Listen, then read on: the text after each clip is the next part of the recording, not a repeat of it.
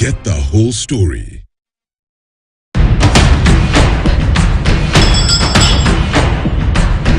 In fact, just breaking that down with your 25 bob, just do a little bit of mathematics here. If I'm contributing 25 bob a day, hopefully that is coming to close to 500 bob. 500 bob a month. A month. Yes. You do that consistently for 5 years. Yes. How, that is by 12, that is 6,000. Yes. In 5 years, you have 30,000. Yes. If I'm not wrong. Yes. In terms of longevity to this, yeah? Yes. If somebody wants to have a proper post 70, for example, yes, yeah, and they're in the informal sector, how will this impact, their earnings in that space where they are less productive? Thank you. First of all, I keep on saying savings is very personal. What we've set out is a minimum, but we encourage you to do more. Yes, we are starting from somewhere, and I told you our plan is to move from a percentage of your earnings to go and look futuristically on the replacement income. That is a conversation we are moving into, but you have to start somewhere. This category of people are never within the saving ambit of the fund. You are getting them on board, and that is why we are giving incentives to get them there. COVID taught us a lot of things. Yes, if there's anything we should have gotten out of the COVID pandemic, is the importance for saving for that unfortunate day that such a thing as COVID happens. So to answer your question, that is a minimum we've set. It doesn't stop you from giving more. Even the fund as it's set up today, there's a product called voluntary contributions, and there's a significant number of people who contribute way above the minimum 400 that is required to be contributed. And I have paid very many people their benefit claims. I can see the look in their face, and a critical mass of them have regret.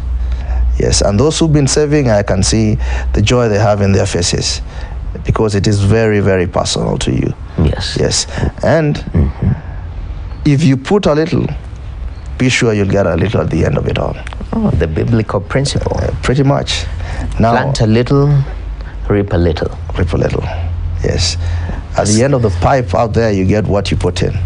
Now, why should I encourage you to do more savings in your pension? The RBA has now allowed contributors to have what we call a pension-backed mortgage. You can get 40% of what you've put into your savings for your mortgage deposit. Now let's take, for example, the minimum that we've computed there. At the end of, let's say you want to take your mortgage in the next 5 years, and you've been contributing 6,000, that is 30,000. You can only take out 40% of that. That will not be sufficient for you to even put deposit in the low-cost housing that we are anticipating to construct. So the prudent thing would be, if you're focusing on your mortgage in the next 5 years, you increase your contribution. Yes. One thing I can assure you, that the government is a guarantor of NSSF fund. Okay. No matter what happens, even if we become insolvent, if we stop being a going concern, the government will pay you back your pension. Okay. And pension is protected. Definitely. Yes. I was listening to the president, and I'm glad there is goodwill in terms of changing our social security safety net for majority of Kenyans. He talked about the cost of collecting. It's becoming more expensive by the day to collect that 200 shillings. We might as well not do that.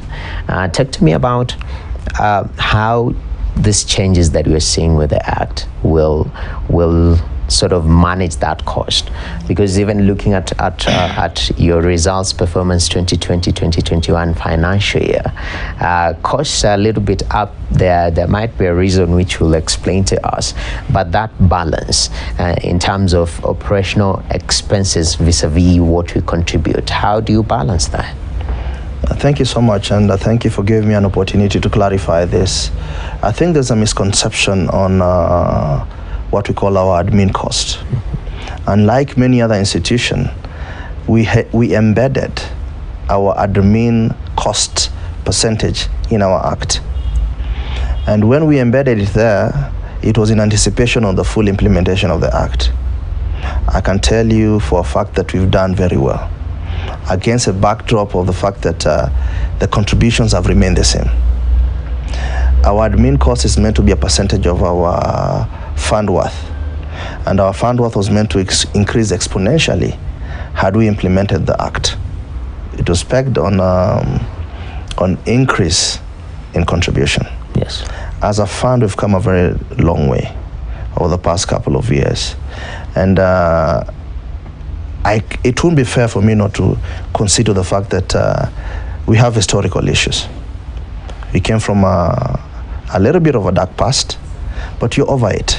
Yes, we've been able to get right so many things that were historically not working very well. Okay. And in fact, our contingency liability is diminishing by the day. Okay. Yes, I'm seeing a very bright next couple of years. Okay. We finished our Hazina Trade Center. It's been in the mouths of very many people. The occupancy currently in Hazina Trade Center is nearly 90%. It has started generating income. We had an issue in 3 of our strategic investments. I will not speak to one because it's a listed company.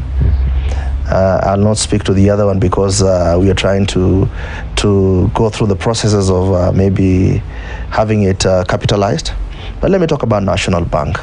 We moved from a space where we were not getting any dividend for a while. Then we did a share swap with the Kenya Commercial Bank. Okay. And Kenya Commercial Bank is one of our leading counters in terms of dividend returns. So we made a prudent move that is beneficial to the contributor. One of the indicators away from that issue of the admin cost is that last financial year we gave an interest return of 10%, which was way above benchmark against the backdrop of the COVID pandemic. Okay. Yes. Definitely. And that performance 2020, 2021, now we are in an interesting environment as we are in. We've seen the transition, especially if government transition has been very smooth, boosting confidence in the economy. Yes. We are seeing a lot of goodwill from the government, judging from the way the president is speaking about some of these key issues. As we finish up, projections. If we are to implement the Act fully, the NSSF Act 2013, and also the ripple effect, based on the economic environment that we're operating in, what do you foresee? What can you see in the near future, near term? Thank you. I tell you the effect will be very profound in very many facets of the economy. Let me start by saying, from a simple computational perspective, if the informal sector comes on board, and if we target 2,000 new entrants, plus the incentive that the government will give, the income, the disposable amount of money we'll have to invest will go up threefold. Let me look at the NSC. 65% of the NSC is controlled by foreigners. Within the 35% that is left behind, the fund has a footprint of over 3%. If we have that amount of money to spend, we'll definitely bolster the activities in the stock market. Actually, I normally say if NSF sneezes, the stock market will surely get a cold. We are there in the listed equities. at 65.8 billion. We can go up to 180 billion within that space if the amounts of money that we collect go up. Another effect of this is, like it was said yesterday, other companies will be listed in the stock market. And what happens when a company is listed in the stock market? Value is released and the company grows. We keep on talking about the story of Safaricom and how it grew. If you heard yesterday the story about the Equity Bank, the story about Cooperative Bank, yes, it has a very formidable multiplier effect. It leads to more jobs, leads to more credit, money circulates. There are other areas of investments that the fund intends to get into. For example, we intend to get into affordable housing. Now, as a fund, we don't get money from the exchequer.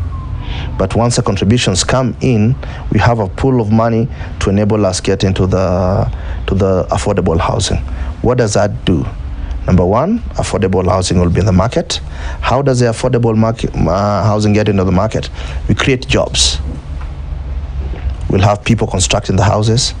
We'll have small, micro and small enterprises making the doors for the houses. Yes. That's creating employment. Then we'll have the houses in place.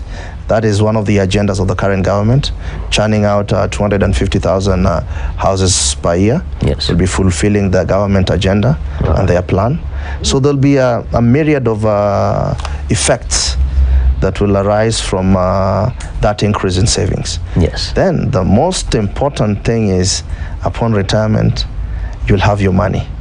Yes. Yes. That's very important. Yes. So the future is very bright. The future is very bright. Yes. And we look forward to some of these changes being effected. I'm glad in our conversation we've been able to clarify what that means, what some of these policy changes that we are hoping with the full rollout of the NSSF Act of 2013 will mean not only to the fund, but also to the economy at large, which is very important. Yes. Thank you very much, sir, for your time. Thank you so much. We do appreciate. Well, Dr. Anthony Omerikwa, the NSSF Managing Trustee, putting everything into perspective and saying it's high time we save more. And when you save more, the trickle effect of that is even better for you when you're old and you've been saving, but also currently for the economy, because you are able to invest money and circulate money, create jobs, enter into spaces like affordable housing. That's the change that the country needs right now. Well, that's the trading bell. My name is Noki Kimboy. I leave you with the markets.